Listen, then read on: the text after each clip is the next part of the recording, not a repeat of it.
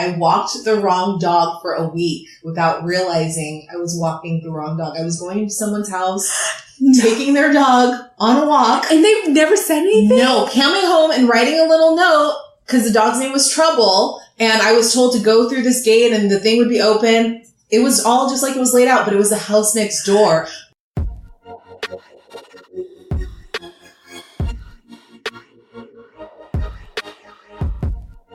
What's up, Standouts? It's Yolanda, and this is episode number 5 of How She Did It. I'm interviewing my friend Carla Holden, who is the founder of Her Business Boutique. She helps women set up successful marketing campaigns for their online businesses. Carla was the very first person I told about this podcast idea almost 2 years ago, and the very first woman I interviewed for it. I had a ball interviewing Carla, and if it wasn't evident from that snippet at the beginning of this episode, Carla has had some interesting work experiences. For links to what we chat about in this episode, check out the show notes page for this episode at nts.today/5. And now, let's start the show. I have a company called Her Business Boutique. So I work with women who want to have an online business, and I help them set up successful marketing campaigns. So why don't you tell me a little bit about your early years when you were a kid? Where did you grow up? I grew up in LA, and I know I was an entrepreneur at a very young age because my neighbor got mad at, we had this mean neighbor at the end of the block, and I had convinced another girl who lived on my block to sell cookies with me door to door, so we could make money, because I wanted to make money. Did you buy these from the store, or did you make them? These were either she made them. I know I didn't make them either. I think she made them or her mom made them. And I was like, we go door to door and we sell them for $1. We sell 10. We're going to have $10. We're maybe 6 or 7 years old. Went door to door, and we got to this one neighbor's house, and she said, you know, this is illegal, to 2 cute little girls. This is illegal selling door to door, and you guys could get arrested for doing this. And we got so scared, we took the money that we made and we buried it in the yard.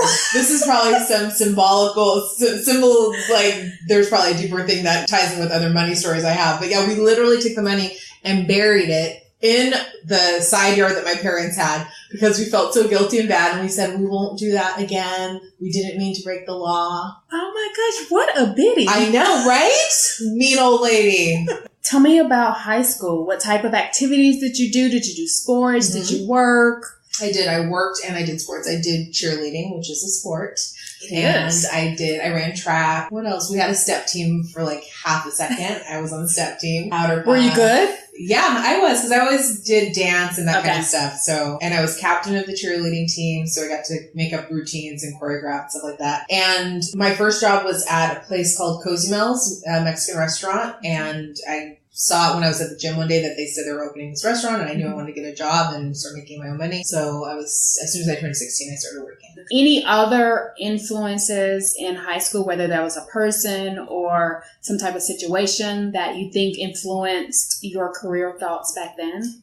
For whatever reason, I've always been unrealistic with whatever I think is possible. I think you have to have that a little bit to be an entrepreneur or an artist. So I would have considered myself more of an artist, or because I was a musician for many years. But at that point in the high school years, I just had big dreams and I thought everyone should have big dreams, and well, of course it could happen. It happens for other people kind of thing. So yeah, no, I just saw whatever I saw on TV and was influenced by that mostly. When you graduated high school, what did you think you wanted to do? I wanted to be a musician, but I had no idea how someone did that. I wanted to be a singer. Okay. I thought, I want to be a singer. How do people do this? I had no clue. I had no one musical in my family, no musical talent, no nothing. No musical talent? No, I'm not kidding. I didn't play an instrument. My mom is tone deaf. My dad cannot. No one played music growing up, but What was it about music then? Oh, I've always loved music and performing, the overall thing, you know. When I was growing up, it's MTV era and music videos and all that kind of stuff. So I knew that I wanted to be sort of an entertainer, performer kind of a thing. Okay. But I didn't know how people did that. So I went to community college and I got a job at a hotel. And I was reading a magazine at the hotel one night, and there was an ad in the magazine for Musicians Institute. it said, come learn how to be a singer. And I thought, oh my gosh, I tore it out. I called, I went down and I toured the school and I told my parents I want to go to this place, you know, we pick up the tab, and they came and they toured the school, and they were supportive, and they've always been supportive of me doing something. So you were in community college, and so did you leave community college or did you do both of them? I left community college because Musicians Institute is a place where you can get a degree if you wanted to, or you can just do a certificate program. Okay. So it was a full-time program. Okay, so tell me about your time there. So I was there for 2 years. I started my first band. I learned keyboards. I actually went into the program not as a singer, but as a keyboard player. Did you already know how to play the keyboard? Or no, did you? I started from scratch because I knew I wanted to learn an instrument so I could write songs and play for myself and things like that. So I was pretty quick able to learn, but not as good as the other students. Everyone else there had been playing for years, so I was far behind. Even back then, I knew I wanted to record an album. I guess I was already thinking, how can we get an album out? How can we record something? How can we sell this? I would book shows for us. I always had that kind of initiative where I wanted to get us out there and not just be playing at school and practicing in rehearsal rooms. So I remember that we started this little group that I had. We were called Perfect. And we started playing shows. How did you spell that? It was the normal spelling. Okay. P-R-F-E. No, it might have been a K. Oh my gosh, how do I not know now? It might have been a K. Maybe that was the ironic part. So we started playing shows locally in Hollywood, and that started. So how did you get those gigs? I called the Knitting Factory. I called all these places. The Knitting Factory? Which was a huge thing. The Knitting Factory was a huge. I'm thinking like knitting. The Knitting Factory was a huge. Crocheting and knitting. Like, so they have like music playing where people are knitting? It was such a cool venue. It was from New York, and they opened one out in LA, and it was if you got into the Knitting Factory, it was really cool. We played the Gig, we played the Mint, we played like all these cool little places in LA, and I would call as our booking manager, pretending to be someone else. So did you have like an accent or anything? No, but I had a fake name. I wish I could remember my fake name. I had a fake first and last name, and all marketing materials had this person as the booking agent, and it worked, and I booked us shows. And fortunately, the internet back then wasn't as now, because I could just Google like, who is this person? Who is Darla Golden?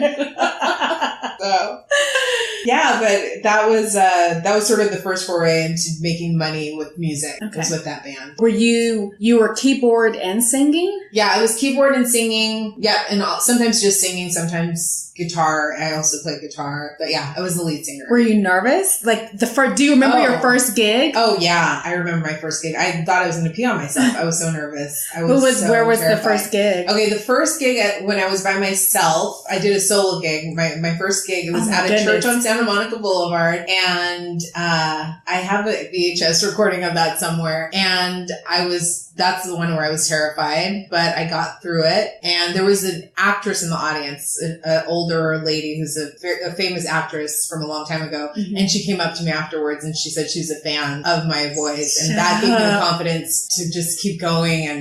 And then when we started having our first shows, I was so deathly afraid. Did you have an inkling that you had a nice voice, or had you really not thought about it? You just knew that you wanted to get into music? Yeah. And I knew I wanted to get into music and be a performer. And I thought with training, I could probably get to have a pretty good voice. And see, I always felt that like you either have a good voice or you don't. As long as you have pitch, where you can catch a note. But does everyone have pitch? No, my mom is tone deaf. She cannot catch a note. She really can't. You hear her singing along to something and you're like, whoa, that's not right. So, and then everyone's tone is different. So it's just tone but all the rest can be skill. Learn how to use it. See, that's like a misconception about... Yeah, I know. I mean, like, you may not be... a Beyonce. Yes. Yeah. But we can all be taught... how to sing. As long as you are able to catch the note. Okay. Yeah. Huh. I learned something new. Are you going to sing something for us? I will not. You know what? One of my older brothers has a great voice. And he's like the only one in our family that can sing. Really? I cannot. Yeah. I think that I probably have pitch. Like, I can listen to music and sing on notes. Okay. Then, you can. So maybe that's I all can you need. sing. You can. I'm not going to... We're going to karaoke after this. Oh, gosh. No. Karaoke is hard. It is I did so it hard. once, and you don't realize how long songs are. Yes. Like there was once, very first time I went to karaoke, and this was recently, I did, because back in the day, I used to take belly dancing classes. Mm-hmm. The studio where I took those classes, they would do student shows. Instead of just always taking the class, you could do this performance. And one year, we did like a fusion belly dance, hip hop dance routine to Beyonce's Baby Boy. Yeah. It was so much fun. Then like we were all kind of like taking on these personas, and so people started calling me Yolance. You're gonna wish you never told me that. And so this was probably in 2012 or 13, my first and only time doing karaoke. And I performed Baby Boy. And I was like, when is this song gonna end? And it was like so much work to sing. Like lip syncing is totally different than actually singing from your mouth. And you realize how repetitive it is. Oh my goodness. Too. Okay, back to you. So you finish the program. What do you do next? Moved to New York. I finished school and I thought, what do I want to do next? And a few weeks later, I was gone to New York. I sold all my stuff. I moved to New York, lived in a hostel until I found a place. I just thought that would be a cool, exciting city. I've always loved New York because I went when I was really little, and I thought I want to live here one day. And I was 21 or something, so it's the perfect time to just do something like that. Mm-hmm. So that's what I did. I went to New York, and then I started writing a lot of songs that ended up being on this first indie album that I put out. Was this a solo, or did you have a band? Solo album. Okay. Yeah. But so I had how would you describe your sound? I guess alternative pop. Well, it was sort of trendy at the time, the singer-songwriter. Okay. Yeah.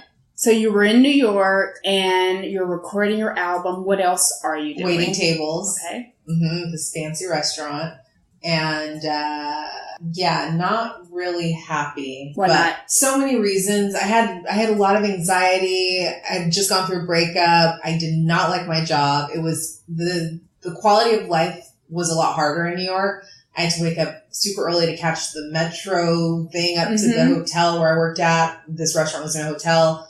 I remember seeing a rat fighting with another rat one morning at 5 a.m. and just thinking, this is not my life. Why am I here? What am I doing here? Yeah, I did make a lot of great friends though. I met people left and right. I got a great apartment. I got great roommates. I lucked out. So it was just a tumultuous time, but it was short too. It was only 9 months later. It was 2001. Okay. So after 9/11 happened, were you there when it happened? I was flying back to LA when it happened.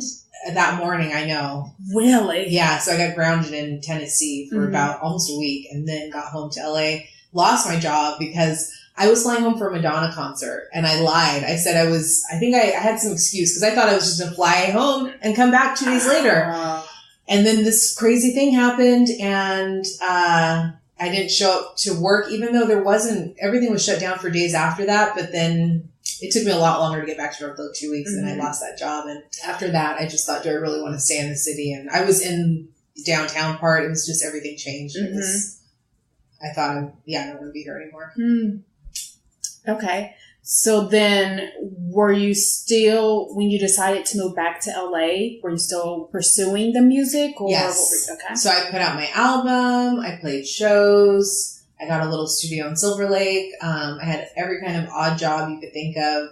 Every kind of odd job. What was your best and worst during that time? Best odd job? Best was probably working at Bloomingdale's. Why was that best? Because I was in the makeup counter department. I don't wear makeup ever.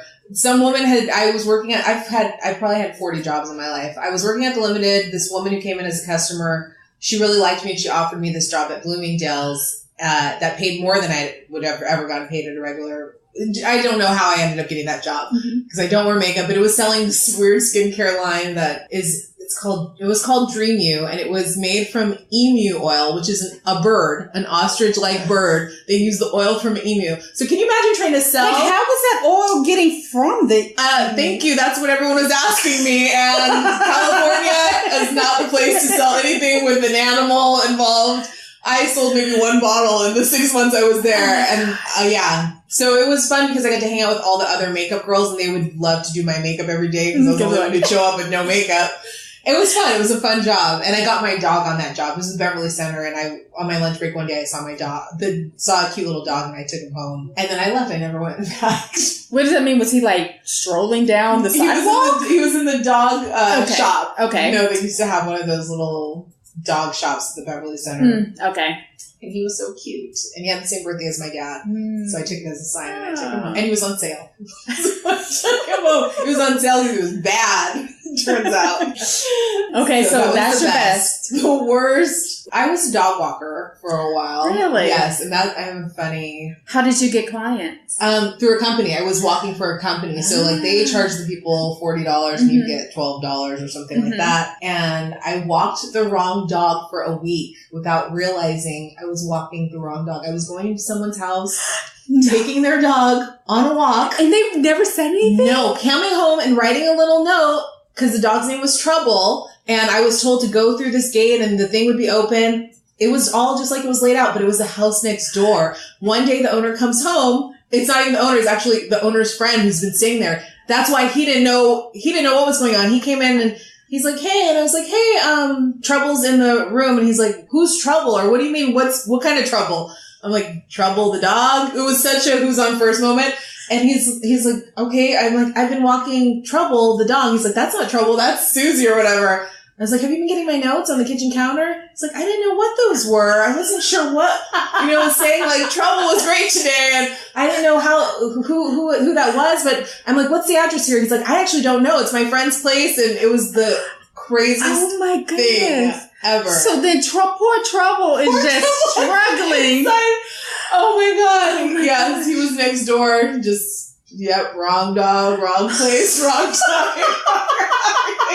At this point, as you are pursuing the music, creating music, releasing it, you were taking on odd jobs in order to be able to support yourself and to continue to do that. Mm-hmm. I made money for my music because I would book colleges. That's pretty much how you would make money, is college campuses would pay you a pretty good amount. Yeah, you perform at a lunch hour. You perform. Oh my gosh, you have to tell me about one of those. Oh, I've done so many of those shows. Yeah, Cal State Long Beach. I do little tours up So north. would you like be in the cafeteria? Oh yeah, in the cafeteria. Would people be paying attention to you? Sometimes no, sometimes yes, but that was not.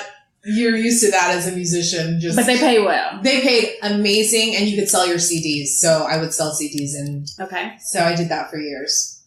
That and odd jobs for many, many, many years. Okay. Fast forward me to kind of what the progression of, like, we don't have to go right now to the entrepreneurship piece, but how did you, like, what was the progression of getting there? I basically, around 2008, I'd been doing music for about 8 years, and I'd had a lot of things happen. I'd had a publishing deal. I'd had a lot of things happen. And I was getting burnt out, and I thought, I don't want to keep chasing this thing that I don't know if it's ever going to happen. Okay. And what did you want to happen? What was your goal? It was basically recording contract, but not only a recording contract, but to have an album come out that was going to be carried by a major label so it could get bigger distribution. Mm-hmm. So that was the big goal. And I had a lot of things leading up to that, and a huge disappointment too. That at that point I just thought, if anything, I probably should have kept going, because at the time I thought, okay, this huge deal that I had fell through, so I want to quit, where I should have thought the fact that I get these people interested in me is a good sign and I should keep going. I didn't do that. I don't know if I regret that, but at the time I just thought I want to give up. When you were at that point and you were making the decision to like, I don't know, yay or no, nay, what made you say nay and I need to move on? I was thinking, okay, I don't know if I want to continue with music, but I know that if I don't find something else to do, time is just going to go by and I'm going to be kind of in this limbo where I'm not fully pursuing it, because it takes a lot to really pursue something like that, and to be working crappy jobs and like bartending and waitressing and being a musician in LA. It's just very difficult. And I thought, I don't know if I want to keep doing this. So I thought, I'll go back to school. I'll go to school and get a degree. I thought I was going to go to law school. I'll do this while I do my music and see if the music thing happens, great. If not, I'll have something else that I'm doing that actually could lead to a career instead of me just being a musician who waits tables. Why law? Because my mom's a lawyer, my brother's a lawyer, my boyfriend at the time was a lawyer. I thought it seemed like everyone seemed like it was fun. And I watched Legally Blonde way too many times, and I thought, you know what? I want to be that. I want to go to school and get my law degree, and it'll be challenging. It'll be my own. I can start my own business from it. It'll be my own career. And depending on what type of law I practice, I'd be of service. I'd be helping people too. So it seems like it'd be a fun thing. Okay. So you went back to school. Yep. I finished at UCLA, thought I would go to law school, started studying for law school, and realized don't want to do this. Okay. And that's when I started my online world journey. How did that get started? I knew for a long time I wanted to do coaching, like a life coach. I'd always been into personal development and meditation and spirituality. And I thought, wonder if I could start some sort of coaching business. How did you get interested in those things? I've always been interested in that. Since I was a kid, Okay. I've been interested in reading books on psychology and all personal growth, all that stuff. So it had been a lifelong trend. Was there someone that you saw that was into it, or how did you... Oh, I had life coaches before. I had hired coaches before even, and had gotten good results. So I knew it was an industry, and I knew people did this kind of a thing. And I thought maybe there's some way that I can figure out how to do this too. So that's where everything kind of started. So I finished UCLA in 2011, and I'd say by 2012, I signed up for a course that teaches about how to start an online business. And that's where I sort of started dabbling with making my first website and blog and trying to figure out all this whole thing and what was this going to be. Got my degree in literature because I thought I'd go to law school. Okay. But it was the perfect degree because the literature degree, it ties in perfectly with what I do now because I do so much writing. So it helps with what I do in a roundabout way. And it's storytelling. You're writing so much. Took creative writing classes, all that kind of stuff. So at what point did you know law school wasn't for you? As soon as I started taking the LSAT prep course, I was sitting in there and I just spent $1,600 to take this prep course. And I thought, do I really want to do this? Okay. And I paid for that. And I thought I can accept that this was a waste of money, but do I want to waste $100,000 on 3 years of law school and go into that much debt for something that I'm not sure I want to do? Or am I willing to take a smaller portion of that and risk starting a business and start something of my own for something that I really want to do? And law school will always be there. And then when you were preparing for the LSAT, taking the class, trying to figure out if this is what you wanted to do, did you have any idea of what you wanted to specialize in, what type of law you wanted to do? No, I didn't. I thought I didn't. That was the other part where you don't take pre-law classes, but there was a class that was law-based at UCLA that I took my senior year. And even in that, I thought, do I want to do this? What am I doing in here? What kind of law do I want to do? A lot of people already knew what they wanted to practice. And I thought, I don't think I'm doing it for the right reasons. I think I was doing it because I thought it would be interesting. My boyfriend at the time was an attorney, and because it would be financially stable. And I had been in a financially unstable industry for so long that I just wanted something where I was going to make money. I think that was my main motivator. So did you finish the prep class? Nope. I dropped out and I got maybe a little bit of my money back. So I went back to waiting tables, which was a really sad thing because I thought once I got my degree, I would not wait tables anymore. That was that was the other thing about going in this new direction is I don't like waiting tables. I don't like bartending. Some people are great at it. I'm not good at it at all. And I didn't want to do it anymore. And I finished school. I did really well in school. And then I go back to waiting tables. And I was like, what is wrong with me? Why am I definitely felt like I had a comfort zone and that was it. I just couldn't see myself doing something other than that. And that's how I make money. And that's what I do. And I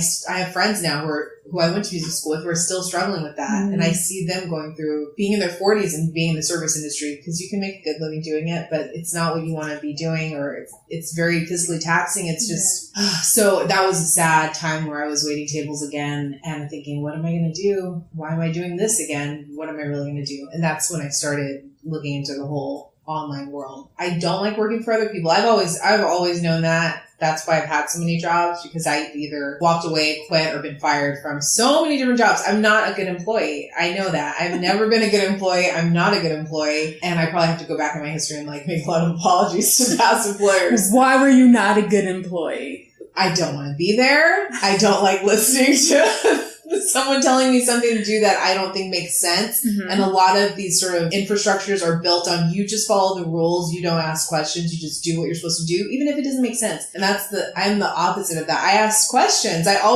wait, why? I knew I didn't want to work for anyone else. One of the stronger parts of my personality is I'm willing to take a risk. And I was willing to, if I have to live in my car, I will live in my car rather than work for someone else. That kind of a thing. So I knew I was heading in that direction. Okay. Where I was like, I'm not going to work for someone else. This is the last waitressing job. I don't want to ever do this again. And that was the last waitressing job. And that's the last job that I've had where I've worked for someone else. So how did you start off first? So I started my blog. It was focused around health and emotional eating, sugar addiction, things like that, things I've struggled with. So I was kind of focused on that and seeing if I could help people in that arena. Mm-hmm. And I would run these little group detoxes and group challenges, things I had done before because I've been crazy about food. So I would tell my friends, let's do a diet together and get people to do it. Now I was just like charging a little bit of money and doing these little groups. So it was natural and it was fun. And then, but I knew I was never going to make a living from this because I was making like $200 from this little online thing. And then I started studying under this woman, Dr. Pat Allen, about communication. Mm-hmm. And that's a certification that I got. So then I started going into a different arena and I thought I'd talk a little bit more about communication and relationships and got my first coaching client, paying coaching client. I was so scared to bring my business cards. I was scared to talk to people because this is the first time I'm branching outside of my friends, going to talk to strangers.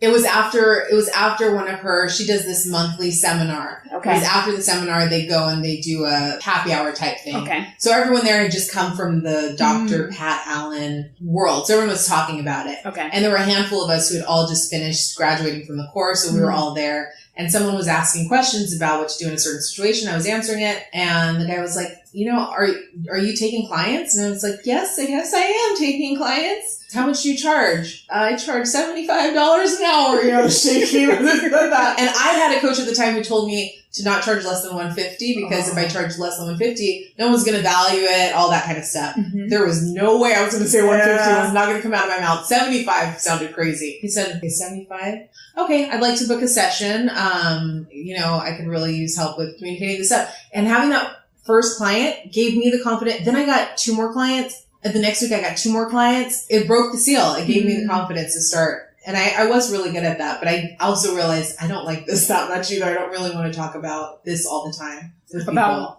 Relationships, communication, helping couples negotiate time, space, money, play. And it was kind of like being a therapist. But yeah I thought I don't want to do this all day, every day. So then I switched again. So then you realized this is not what you want. How did you figure out what you did want? The next iteration of my business was, again, a different coach at another event I'd gone to. I told her, I want to be doing basically like what you're doing. How do I really get this going? I want to do this. Like I want to do events. I want to speak. At the time I thought I wanted to do all that. And she asked me, what skills do I have that are marketable that I can use right now? No one had asked me that. I thought, I don't know. I can sing a song. Is that marketable? And she's like, well, who did your website or who did your cards or something like that? And I said, I did it myself. And she's like, why don't you start with that as the way you get clients? Okay. Offer them a website. And then once they get in, you can offer them coaching on how to set up everything else. And that's how I started. I started doing websites for people, which is the freaking biggest joke ever because I had never. Did you take for granted your website? Like, you just totally didn't see it as something? No, I thought a big deal. Once you do something, you just think it's so simple. Anyone knows how to do this. Even though 2 years before that, my first website was just horrible. It was so bad. I wish I had pictures of it. But once I figured out just simple basics, I knew this is all you have to do. You just pop this up and then you go here.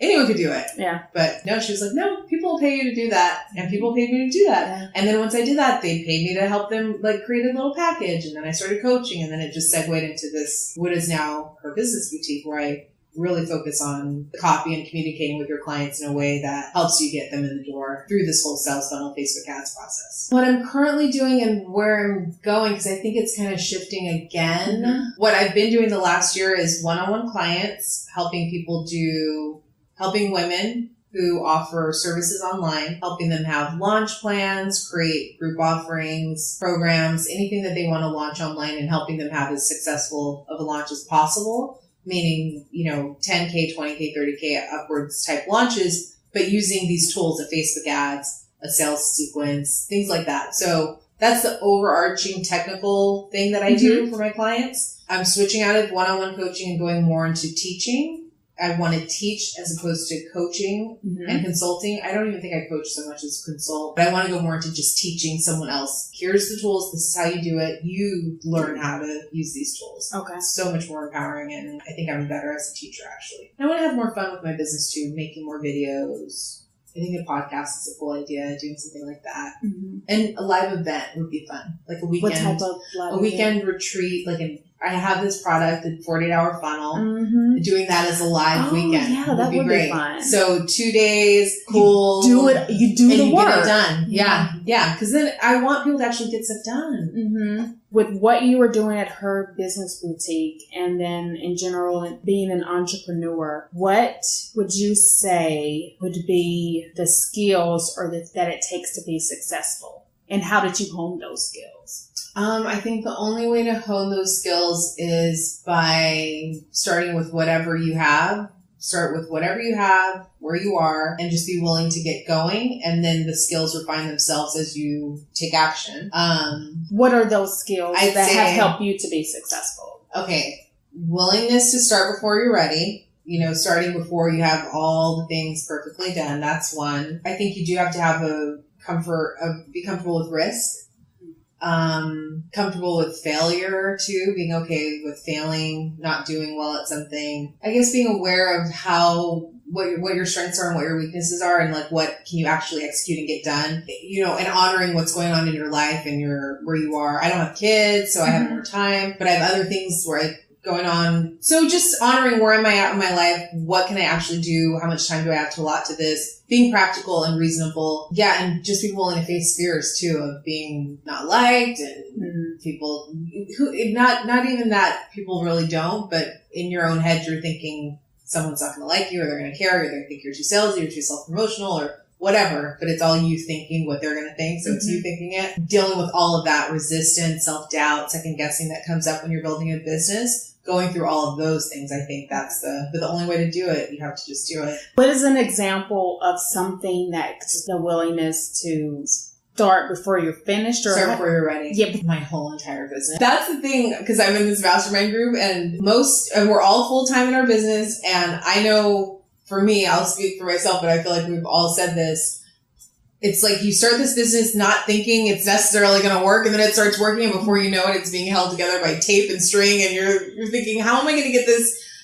I thought it would be a legit thing, and I would have everything so organized and perfect schedule, and things would be, it's so not, it's a mess. It's a mess. It's hard. It's messy. It's not some smooth flowing thing, because I'm constantly starting and trying things before it's never going to be perfect. It's never going to be ready. It's like, just do it. And then it evolves itself. It almost takes on a life of its own. So yeah, I think about this, like us sitting here. You remember, it was probably a year and a half ago. I do remember. We were at the Indian restaurant and I interviewed you. I was like, I want to do this.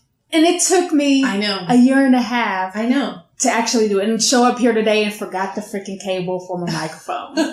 So I'm still not ready, but I'm not going to learn how to do it and get better at it until I do it. I know. That's the biggest thing. And that is the thing I think that stops most everyone.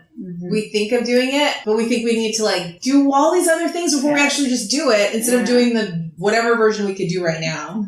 And that's where you start learning. You actually learn, do I even want to do this? Do I like doing this? Yeah. Okay, here's how I would do it differently. Describe to me, one of the things that I like to talk about is how you do your work. Tell me about your day yesterday. What did you do? Okay, yesterday was a good day because I woke up early and I got to my office space before 9 a.m. I had a combination of fun, a friend came by impromptu to visit.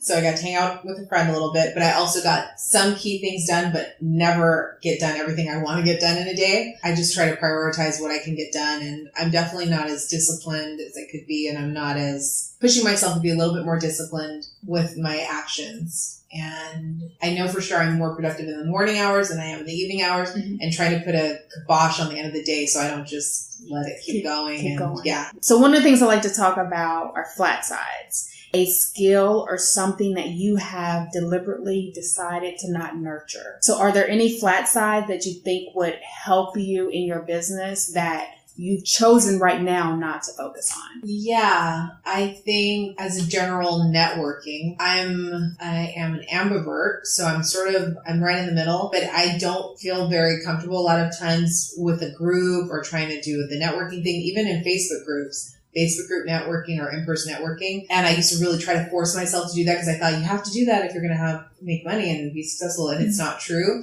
And I just thought I don't have to do that. There are lots of other ways I can market my business, a lot of other strengths that I have that I can focus on utilizing. I'm better one-on-one. I'm actually better with written communication a lot of times than I am over the phone. Okay. So everyone says sell on the phone. You really have to figure out what's right for you. Selling on the phone is not good for me. I'd rather communicate back and forth because it's just easier for me. Okay, so we're getting towards the end of it. So I have like this rapid fire section, and it's like a bunch of questions that I want to ask you. And just say the first thing that comes to your mind. How do you focus and produce your best work? What is your ideal work environment?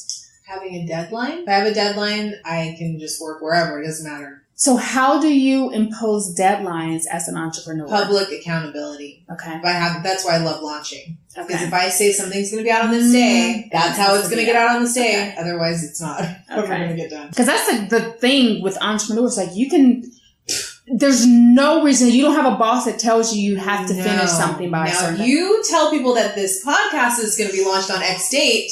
I haven't done that yet. You're going to make sure they get done, though. That's a great way to get something done. It really is, yeah.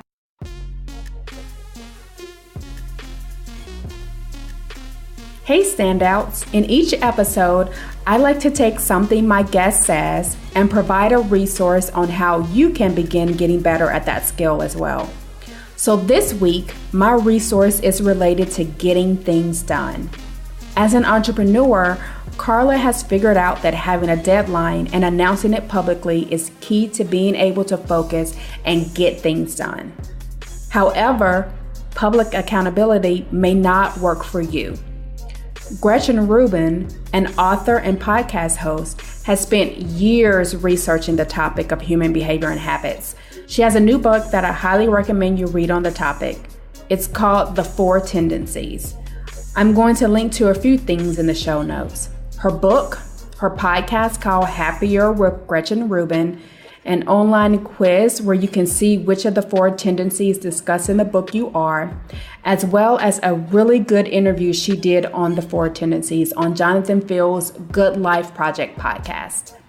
Yes, I'm going a little overboard with the resources on this topic, but it's one I'm really interested in, and I think it can help us better understand ourselves. Links to all these resources are in the show notes at nts.today/5. When you need a boost of confidence, what do you do? It would be music. It would be hip hop specifically. Okay. Do you just listen to it, or are you? Listen while I'm driving. Okay. Driving in my car, listening to good hip hop because they're so freaking confident. What is something that you're embarrassed to admit you like? True crime. ID channel Snapped. It's embarrassing how much I watch true crime shows. Dateline, 48 Hours, 2020, 48 Hour Mystery, Snap, Wives with Knives, Evil Twins. I mean, wait, what? Yes, Wives with Knives. Once you get onto the ID channel, it starts getting crazy. There are things.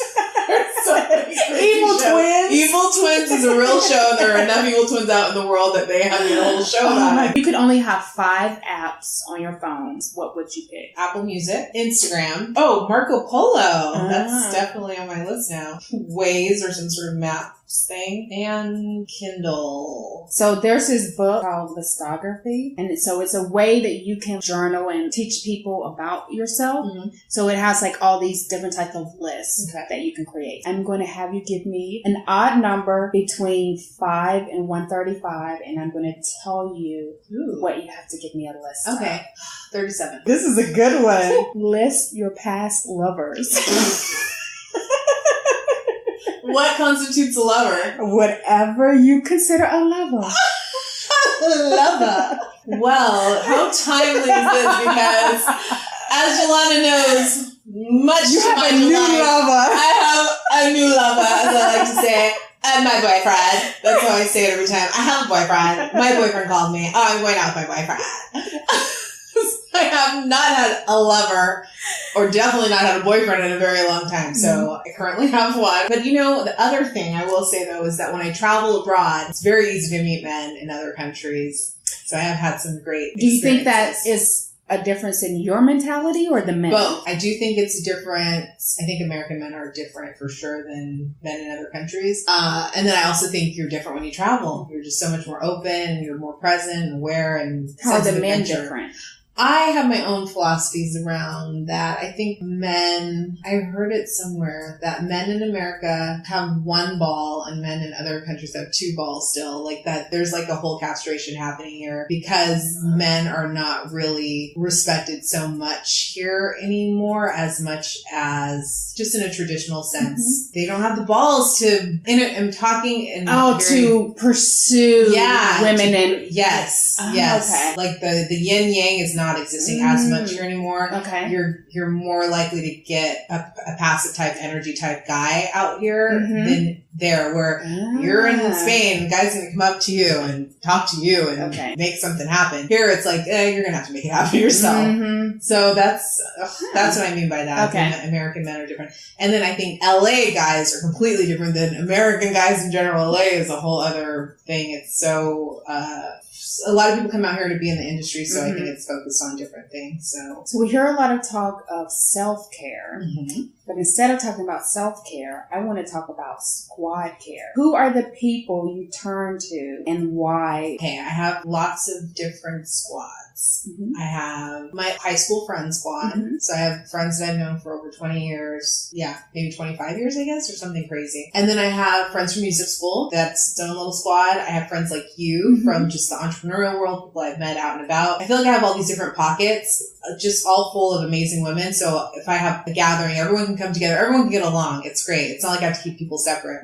All my friends are so brilliant and bright. And yeah, I have a lot of support and a lot of amazing friendships that I can turn to. If people want to find you online, where would you suggest they go? Best place to find me is at my website, herbusinessboutique.com. And I'm on all the social media channels under that same handle, Her Business Boutique. All right. So the final question, but you could go back in time and give your younger self some career advice. What would you tell yourself? Be fearless, be bold, go stronger, and be more out there than you think. Like, instead of being hesitant or holding back or being careful, whatever you're planning on do that times 10. Just go way bigger, go way beyond, be way more pushier, because for the type of person I am, I'm never going to be too whatever, because I'm so up in my head. I should course correct times 10 and go in a very, harder. I would say just don't give a F about anyone or anything and go full force. I mean, things would be very different, I think, if I lived my life like that, especially if I'd given myself that advice from a really young age. I know someone told me when I was a kid, enjoy being a kid because it goes by so fast. And I thought, okay, I will. And I really enjoy being a kid. So I wish someone had told me that advice. I think you usually get the advice of be careful. You don't want to be too this, too that, and da-da-da. So I wish I would have had that advice. Yeah. Be bold, be crazy, do whatever you want. Life is so short. And there you have it. I laugh at Carla at least once per week as I recall her dog walking adventures. Poor Trouble. I will never forget that story.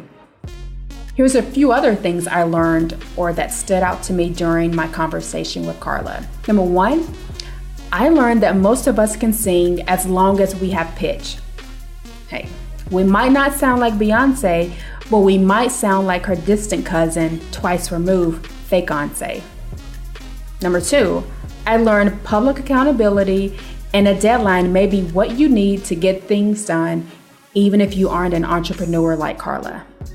And number three, I also learned that the Knitting Factory in Hollywood was in fact not where artsy folks went to knit scarves and hats, but it was actually a music venue. Also, it permanently closed in 2009. After each episode, I like to pose a question and get listeners to share their thoughts about the topic. So this episode's listeners' feedback question is related to funny failures. Yes, I want to hear your Carla dog walking stories. What is your funny failure story? Record yourself sharing your story and send the audio to podcast@notthestandout.club, and I'll compile a bunch of the responses into a mini episode. I cannot wait to hear your responses. The background music for this episode is from Ryan Little. All things mentioned in this episode can be found on the show notes page at nts.today/5. If you enjoyed this episode, I would really appreciate if you shared it with your friends and also rated the podcast on your podcast listening platform. This helps other people find the show. Go to nts.today/rate for instructions on how to rate the podcast.